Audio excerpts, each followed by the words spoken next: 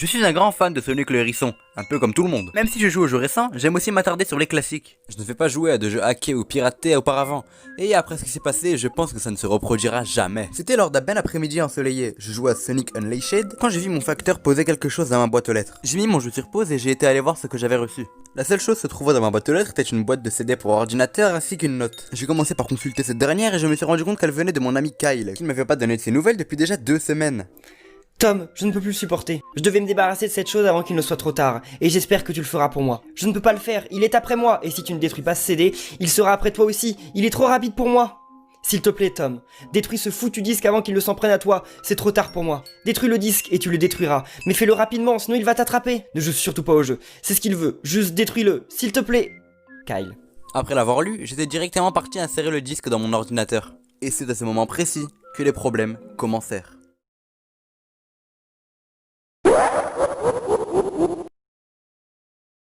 Sonic Exe est l'une des creepypastas ayant le plus marqué internet. Elle rejoint Herobrine et l'Avant-Ville dans les légendes cultes du jeu vidéo. C'est Halloween, alors je me suis dit qu'on pouvait en parler aujourd'hui. Et bon, je suis pas un bâtard, alors il y a un screamer dans cette vidéo. Faites attention à vous. Sonic Exe est un jeu. Alors je sais pas s'il a déjà été jouable avant la version écrite ou après, mais en tout cas, vous pouvez le trouver sur internet. Si vous ne connaissez pas l'histoire, je vous invite vraiment à aller y jouer. Pour les autres, installez-vous confortablement car on est parti. Bon visionnage. Au démarrage du logiciel, on constate que le jeu se comporte d'une manière lambda. L'écran titre est Sonic qui apparaît avec le doigt en l'air, un peu comme dans le premier opus. Mais ça prend rapidement une tournure inattendue. Pendant une fraction de seconde, on constate quelque chose qu'on n'aurait jamais voulu voir auparavant. Suite à ça, on se retrouve face à un écran de choix de personnages appelé Data Select. On a la possibilité de choisir Tails, Knuckles et le Dr Eggman. Les deux derniers sont verrouillés, alors on commencera avec Tails. Une fois qu'on aura sélectionné ce dernier, un rire étrange se fera entendre. Le premier niveau se nomme tout simplement Hill. Colline. Le niveau ressemble à Green Hill Zone, mais il est plat. Aucun relief, aucun ennemi. Après quelques secondes de marche, Tails rencontre un cadavre de petit animal près de végétation démunie de toutes couleurs. Au bout de tout ça, on trouve Sonic, qui dit « Veux-tu jouer à un jeu ?» Et ce jeu dont Sonic parle, c'est Hide and Seek. Cache-cache. Tails se trouve dans un niveau en feu.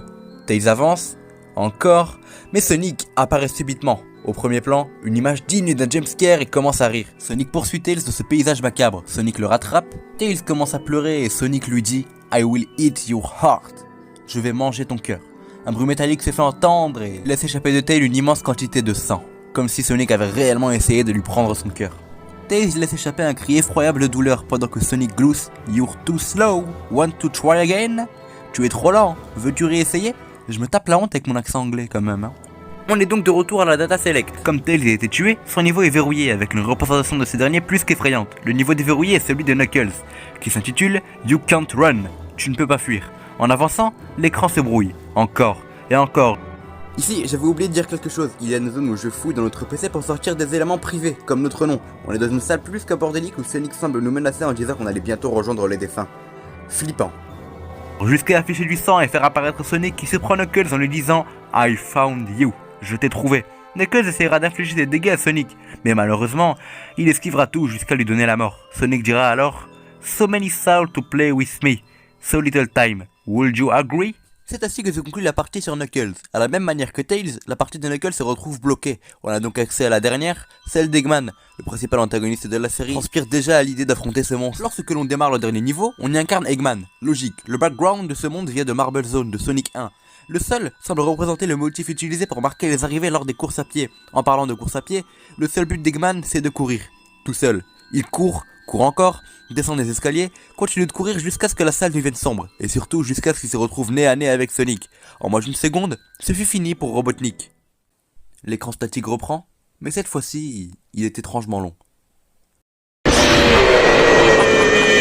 Ah, je vous ai bien eu, hein. Ah bah ouais, c'est pas une vidéo d'Halloween, c'est pas le screamer, hein. Non mais...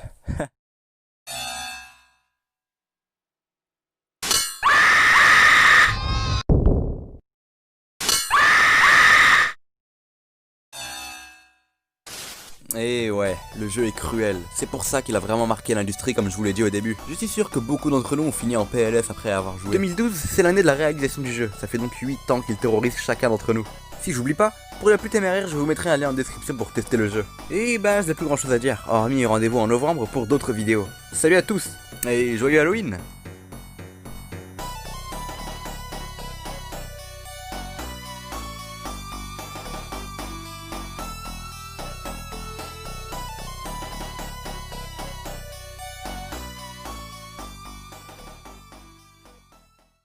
Après ça, ma vie n'était plus la même. Le CD ne voulait même plus sortir de l'ordinateur qui s'était éteint. J'avais l'impression que Sonic faisait partie intégrante de ma vie. Qu'il était là, à côté de moi. J'aurais réellement dû écouter Kyle quand il m'a dit de détruire ce CD. Je n'avais que mes yeux pour pleurer en pensant à Tails, Knuckles ou encore Eggman. Pendant qu'il était là, qu'il se tortillait de rire derrière moi. Ce qui est sûr, c'est que je ne mettrai plus jamais les mains sur une cartouche piratée. Plus jamais.